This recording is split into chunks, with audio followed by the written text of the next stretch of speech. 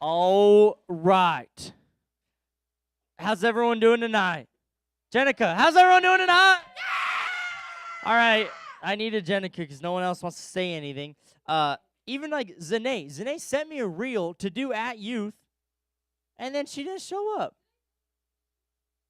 She's sick? Oh. Dang it, Zane. Well, anyway, guys, real quick, I just thought it was funny, and so I'm going to address it real quick. If you see someone taking pictures of you, might be Anna Grace, might be someone else. If you see the camera, though, let me just tell you, in Bible school, this was the funniest thing, because everyone would be here worshiping, right? You'd be like, and then the camera would get on you, and you're like, oh, boy, I better look spiritual. Yep. And then people just start doing everything. Don't just act normal, all right? If Anna gets a good picture of you worshiping and you're like, oh, I like that, but you're not posing, okay? It's worship. You're not posing for your Instagram or nothing like that. If it happens, great, but don't see the camera and be like, oh, better act spiritual now, because that was Bible school all the time. And they had like the really big cameras you see at concerts swinging around, and so you'd see it start swinging around, and you'd see people, their eyes would catch it, and they'd be like, like, all right, now you're just trying too hard. But I think it's cool that we're getting the pictures. So thanks, AG. She's trying.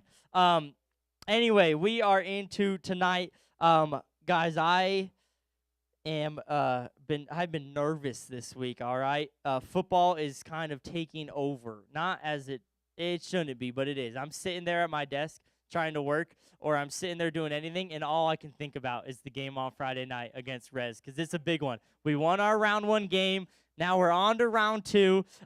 We played Rez before, but it was a close game. It was 21-6 the first time or 21-16, and it's a big game. We got to win on Friday night, all right? So you guys be praying, all right? Show up. I'm just kidding. That's another funny story. When I was in Bible study game, and I'm like, oh, gosh, that's not how it works. But support us on Friday, all right? Because it's a big game, but I think we're going to be all right. But I've been nervous these last few days, but I feel better now after seeing practice today. It was a good one. Was it? Why is Brayton cooked? Brayton's just fine. No, we need him. So Friday night, be there if you can. But last week we finished our discipleship series. And so that was the last week. Last week was on, does anyone know? Discipleship, but what part? Week 4, the church and the word. Boom. And so that was last week, and we've ended our series. And so that means that is the end, too, of doing, like, the small groups at the end. Did you guys like having, like, longer small groups at the end? Or sort of? You were sitting on the floor? Well, I wasn't sitting on the floor, so back problems. You guys like the small groups sometimes, all the time? All the time? You just always want to be in small groups? You guys made it to like 1 week. Yeah. I think, okay, anyway. We might do that sometimes, but I don't really, I like small groups, but I just don't like it taking the place of something else. But if we can fit it in at the end, then maybe for some of these series or at the end of series, then we will do that. But now we are on to, we just kind of have a like one-off sermon tonight, not part of a new series, and then we'll have the Friendsgiving, and then we'll have a little Christmas series, and then we'll start something new in January, which I am excited for, and for the Christmas series, because this is the best time of the year. Just so happy. I love Christmas. It's going to be great. I get to decorate a house. Owie and I get to decorate our first house. Come on. How great is that going to be? And put up Christmas lights. And we're going to hang stockings over our fake fireplace. We're going to hang 4 of them this year in advance. 1 for Nitro, of course. And then 1 for the little girl that will be here in April. And then R2. So we got to get It's going to be great, guys. I'm so excited. And with like this holiday season coming up and Thanksgiving and Christmas, I've been finding myself, as you guys would say, as an old head, okay? And I've been like reflecting on things. And Sage was talking about earlier how she's seen these videos where they ask people and they're like, what year were you born in? Or what year do you have to be born in to be considered old? And people are saying like 2002. And you're like, wait a second. Literally, we've seen the videos. What? Yeah. Okay, 1900s. The 1900s. I'm not quite in the 1900s. 60s. That's my dad. I'm just kidding. 99? See, we don't really know. But anyway, you guys, you always call Dylan. Loyal always picks on Dylan for pushing 30. Hey, listen. Loyal always picks on Dylan for pushing 30. And you guys are always calling us out. But I will say, oh no, where is it? Oh, here it isn't. Guys, it's gone. Wait, it was, I swear, I checked earlier. I said, oh, yeah, perfect. There it is. This is my journal from Bible school. I'll find it eventually. And here's the thing. I was looking back at this thing today, and I opened right to the page. So I thought I could do it again. And I was, like, amazed at the things. Oh, I found it. See, it's right here. Where I'm not getting like old, okay, but as I'm getting older, I'm starting to like look back and like reflect on things a lot differently.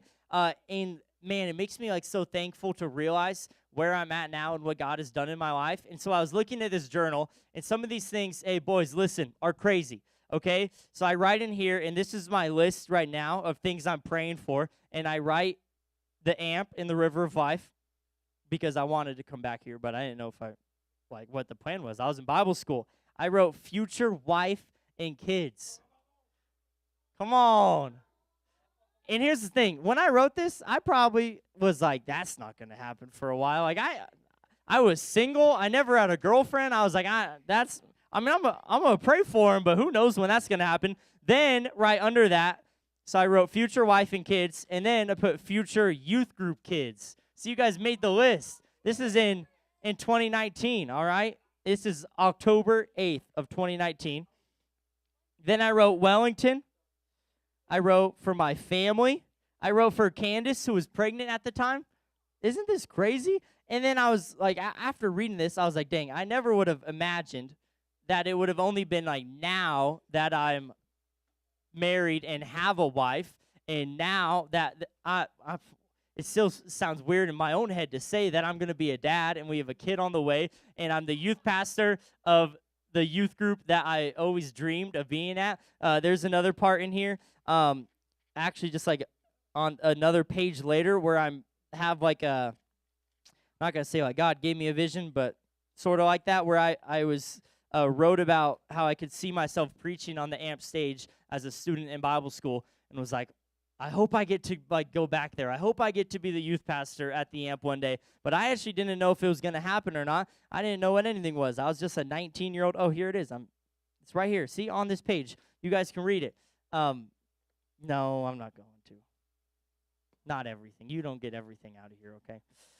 But I just like after looking back and then thinking about the things that was just like 6 years ago, and then where I'm at now, I never would have dreamed. I never would have dreamed of like where I'm at now and what God has given me, and I am so thankful. Stop, you boys. That's enough.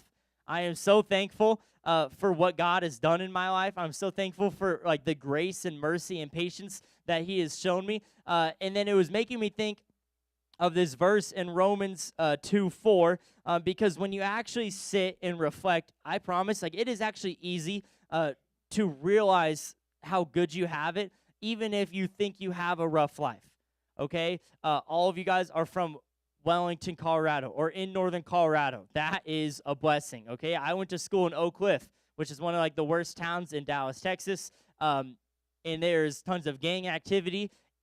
Huh? No, I went to school there for Bible school. It is one of the worst towns. There is tons of gang activity. You hear gunshots nightly. Like, it just became normal. There was one point where we were doing a summer camp, and all the kids were outside playing, and gunshots go off, and none of the kids even like the students of the school react because we're used to it, and all the kids start screaming and freaking out, and parents are calling, and it was this whole thing. But that was just how Oak Cliff was. We would do basketball every Saturday. I would play basketball with the kids from the community, and they would walk in, and they'd walk into the corner first, and they'd put items in the corner, and they'd cover it up with their hoodie, and then they'd go play basketball. And if anyone walked in that corner, they would let you know to back off.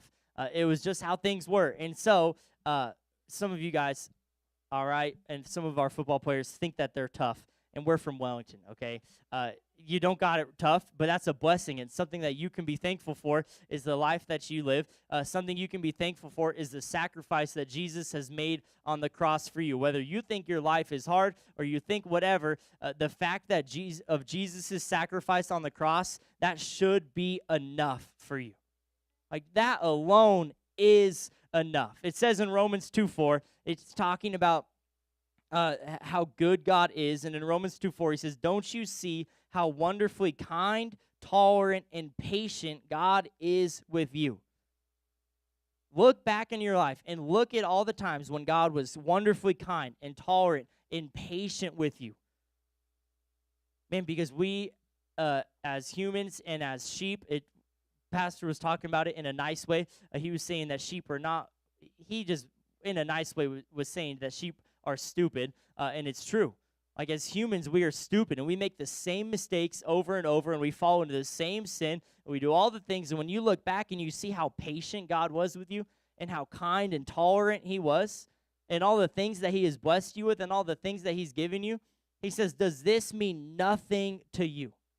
But can't you see that his kindness is intended to turn you from your sin? God's goodness and his kindness and his patience and his grace is intended to turn you from sin and towards what he has for you. When you turn from sin, it should be a complete 180 where you are leaving sin behind you and you are turning towards what God has for you. But instead, so often what we do as Christians is we abuse God's kindness and we abuse his grace. And instead of being thankful and allowing his kindness and goodness and grace to lead us back to him and lead us away from sin, we use it as an excuse to live however we want. Or we use it as an excuse to sin because we know that his grace is there. And then we end up abusing the grace of God and abusing his mercy and his kindness and his patience as an excuse so that we can live however we want to live. And as Christians, that is not right. As people of a relationship with Jesus, his grace and kindness is intended to turn us from sin, not be an excuse to sin. One of the other things I was reading about in the journal when I was writing about my future youth group, and I wrote that the number doesn't matter, or the number of kids that follow Jesus after they graduate is the number that really matters. And the thing is, like, as much as I'd love, like, hundreds of you guys every week in the youth group and a lot of people hearing the gospel, I wouldn't care if you guys all graduated high school and never went to church again or didn't continue a relationship with Jesus. Okay? But it's not always, like, easy, and sometimes you have to do things that are hard. Too often we make living for Jesus seem like just this easy thing where you say a prayer and you're good, but living for Jesus is a sacrifice. Like, you have to make hard choices. You don't get to do what you want to do all the time. His grace is not an excuse for you to sin. His kindness is instead, and his grace is intended to turn you from sin and towards what he has for you. We have to understand that because of his sacrifice, that we should be so thankful for Jesus' sacrifice on the cross that in response, we want to live for him. In response, we want to turn from sin and live towards what Jesus has, not because we have to, but because we want to. His sacrifice on the cross is enough. That kindness and that love that he showed for you on the cross should be enough to turn from your old ways and turn towards what he has for you. That alone is enough. It says in Romans 5:8 that God showed, or in other verses it says he proved his great love for us by sending Christ to die while we were still sinners. That sacrifice is enough. That kindness is enough. He proved his love for you. And so how do you show your love for Jesus back? He says it real simple. In John 14:15, he says, if you love me, then obey my commandments. If you love me, then you will live for me. It's simple. Jesus says, if you love me, obey my commandments. Because of his sacrifice, because of what he has done for you, because he proved his love for you in response, we should want to live for him. Not because we have to, but because we love him and we're thankful for what he has done. And it is our response is to then obey his commandments. We have to allow the Bible and Jesus' words to correct us. We have to allow him to convict us. We have to allow him to change us. We talked about this a little bit last week, but how the word has to have an effect on your life. Jesus' words, his commandments, the things he's asked us to do. Your convictions have to make a change on who you are. Because if you say you are a Christian, if you say you have a relationship with Jesus, then you cannot look like everyone else. You are not supposed to look like everyone else, but you are called to be set apart. You have to make sacrifices. But I promise that a sacrifice you make for God is a sacrifice that you will never regret making. Like, there's been times when, like, giving money was hard, but I never looked back and was like, man, I wish I wouldn't have gave that money in the offering when I did.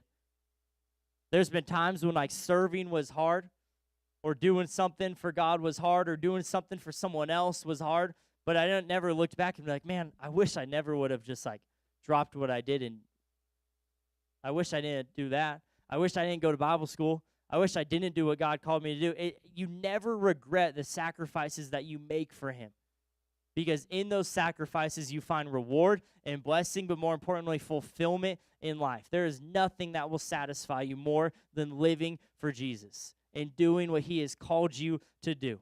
His grace and his kindness cannot be an excuse to live however you want, and an excuse to sin, but instead things that lead you closer in your relationship with him, things that make you turn from sin. Flee sin and instead pursue a relationship with him even closer. They are not things that we can abuse or use as an excuse. But instead, when you think about all the things that God has done in your life, and you reflect and think about the things that he has done and the sacrifice that he made for you, and you look back on the times God showed up even when you didn't show up, or the times then he was patient with you when you were dumb, or the things you asked for that you weren't ready for, or whatever it is, and you actually spend time to think back on what God has done for you. And I know that this is something that the enemy tries to get you guys to stop and tries to get you to forget. I have seen people experience God do amazing things, and then they just forget about what God's done, and they walk away, and they act like God's never been there. And I'm like, do you not remember, like, a couple months ago when God showed up? Do you not remember at camp when you had that encounter with him? Do you not remember when this happened? The enemy will do everything he can to get you to forget what God has done. But when you look back on what God has done, and you look back on his kindness and his goodness and his mercy, and you reflect on how good he has been in your life, and you reflect on how at one point you were lost and you didn't know him, you didn't have a relationship with him, and he left the 99 and he came and found you. Like, for the longest time, Reckless Love got overplayed, and even when it was overplayed, I would cry like every time I heard it, because I felt like the song was for me. Because I didn't grow up in church. My parents don't go to church. My brother didn't go to church. I didn't know anything about church other than Christmas Eve services. And then somehow I found my way here in 6th grade, and it changed my life. Not because my family was doing it, but because it was something that I got invited by a friend in middle school, and I started coming to youth group, and it changed my life. So when I would hear Reckless Love, like, man, he did leave the 99 and come. He found me. No, I'm not going to sing because that would be ugly. But I'm like, oh. When I, like, think back on how good he is and all the things he's done for me, like, then in response, it makes me want to live for him. And this can be in big ways and in little ways. I'll tell you this one because it's funny, and it literally happened today. As I'm, like, writing the sermon and looking back and reflecting, I'm, like, sitting there reflecting, and I'm like, man, there's more I can give to God. Like, I still feel like I'm distracted from things and all this stuff, and so I go on my phone, and guys, I go to the one app that I've been clicking on too much recently, and it was Clash Royale, and I deleted it right on the spot. I said, you know what? we're doing it. I said, guys, babe, I deleted Clash Royale. I'm no longer going to play it. And it was just like little things like that. And it was like Instagram. I put locks on all of my social media apps where I can only use them for like a certain amount of time a day. And like it can be little and practical things like that where, man, it's like I was just thinking back on how good God is and what he's done in my life. It was like, why am I wasting my time playing a game on my phone? Like, why am I wasting my time doing these things? And so we got rid of them. And I don't regret it at all right now. At all, all right? I don't. And so it can be little things like that, or it can be big things where you look back on what God has done for you, and then it leads you to his kindness and his mercy and his grace leads you to repentance. And so I want to challenge you guys as we close to reflect on what God has done in your life and to think back on how he has been patient to you, how he's been kind, how he's been good, how his grace has showed up, how he left the 99 to find you, how every time you mess up, he is still right there. And think back to all those things. And then out of that thankfulness, out of that position where you're like, man, God really has been there for me. I promise that when you really focus on that, it makes like these worldly sacrifices and saying no to your flesh seem like nothing in comparison to what God has done for you. And if it's nothing else, then think back to the sacrifice that he made for you so that you could have a relationship with God, so that you could spend eternity in heaven, so that you could have forgiveness, so that you could have all of these things and all of the blessings that come from knowing Jesus, even if it's just that and just his sacrifice. Think back on how kind and loving he was to you, and then how you in return can then turn from your sin and grow closer in your relationship with him. And so as we close, we're going to have leaders on the side of the room, which we haven't had like a time of prayer in a while, or even an altar call in a while, because we've been in small groups, and we do like prayer requests in small groups, but it's just different, right? It's a little bit different of an atmosphere. And so I just want to challenge you guys to think back on the things that God has done in your life. And if you can't think of any, then think about the price that he paid on the cross for you. And then out of that place, let his kindness then lead you to repentance. Let his kindness then lead you to turn from sin and growing in your relationship with him. And so in this time, if you guys need prayer for anything, also for you high schoolers, it normally the worship team's up here, so you can't get prayer from them, but tonight you can. Aaliyah's not on the stage, so she's open for prayer. So take advantage of it, because the next couple weeks she'll be back on the stage singing. But if you need prayer for anything, then find a leader and get prayer. Look back into, like when I look back and see the things that God has done in my life, in my past, I'm like, oh, I know he's going to do it again. Like there's no reason for me to be nervous in my future, because if he did it for me once, he's going to do it for me again.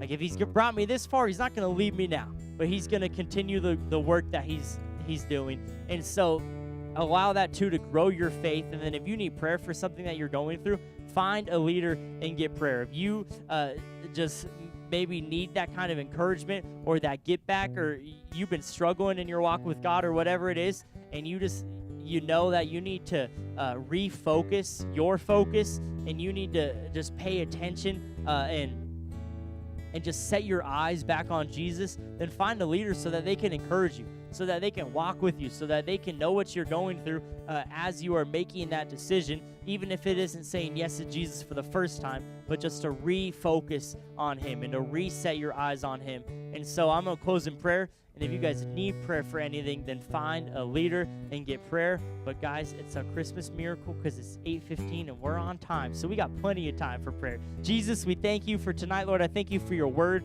that it is alive and powerful. Lord, I just thank you so much for the sacrifice that you made on the cross for us. Lord, I thank you that you suffered and were beaten and were tortured and were mocked and was spit on, and you did all of that with us in mind. Lord, that you were beaten beyond human likeness. And it was by your stripes that we are healed, that you were whipped so we could be healed. You were beaten so that we could be whole. Lord, we thank you for the sacrifice and the price that you paid on the cross for us. Lord, that you prove your love for us. by dying on the cross and making a way for us to have a relationship with you. Lord, I thank you that when you died on the cross, you tore the veil in two, giving us access to the presence of God at any point, at all times. Lord, we are so thankful for the things that you have done, for your love and your grace and your kindness and your patience and your mercy with us, Lord. I pray that we would allow those things to help us grow in our relationship with you.